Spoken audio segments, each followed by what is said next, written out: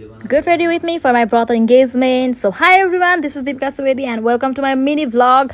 आज चाहिँ मेरो ठुलो भएको छोराको मतलब हाम्रो घरको चाहिँ ठो दाइको इन्गेजमेन्ट हुँदै थियो. सो यति धेरै एक्साइटमेन्ट त भइ नै हाल्छ हैन.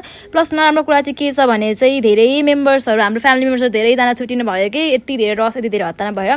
हिजो आजमै कुरा मिलेर आज इन्गेजमेन्ट भएको भएर यस्तो भएको हो.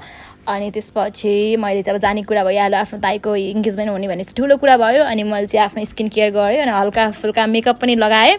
यो साडी चाहिँ मसँग सिलाएर राखेको थिएँ एक्स्ट्रा. अब दाइकै इन्गेजमेन्टमा जुरेको रहेछ भनौँ हैन. के दले 1 घन्टासम्म के दले मलाई थाहा छैन.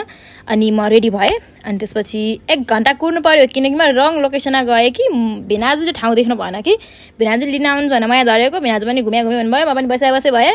यही लोकेसन थियो म बसेको. त्यस्तो धेरै टाढा पनि थिएन. ठिकै छ. अनि त्यसपछि बल्ल हामी घर पुग्यौँ. घर पुगेपछि बेहुला राजा रेडी हुनु भइसकेको थियो. उहाँ चाहिँ आजै असना गएर 1 घन्टा चुज गरेर लुगा बल्ल फिटिङ लुगा लिएर आउनु भएको छ. धन्न पाउनु भएछ. खुसी लागेको कस्तो राम्रो देख्नु भएको छ. अनि दही सही खुवाएर उहाँलाई हामीले शुभसाहित गरेर लिएर हिँड्यौँ.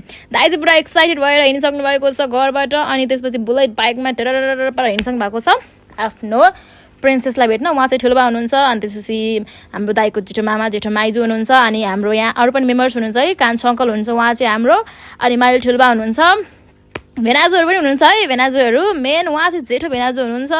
सो हाम्रो कान्छो भेनाजु पनि आउँदै होइसिन्छ. उहाँ चाहिँ हाम्रो कान्छो भेनाजु होइसिन्छ. अनि यताबाट जाने मेम्बर्सहरू चाहिँ हामी हिँडिसक्यौँ है. अरू ठाउँबाट आउने चाहिँ अरू ठाउँमा हुन्छ. अनि आजको हाम्रो यो प्रोग्राम थियो जिरे खोर्सानी भन्ने ठाउँमा है. दरबार सायद यही नै थियो नाम. अनि त्यसपछि हामी यसरी इन्ट्री गऱ्यौँ. इन्ट्री गर्दा एकदम बबाल रमाइलो भएको थियो. आज दाइको इन्गेजमेन्ट मेरो त पारै छुट्टै थियो नि. अब दाइ यसै ह्यान्डसम भइसक्नु भएको थियो भाउजूको लागि. अनि त्यसपछि यसरी इन्ट्री गरिसकेपछि एकदम रमाइलो भएको थियो आजको दिन होइन. यस्तो हतारा पनि यस्तो राम्रोसँग प्रोग्राम हुन सक्यो. त्यो भएर हामी एकदमै ह्याप्पी छौँ क्या.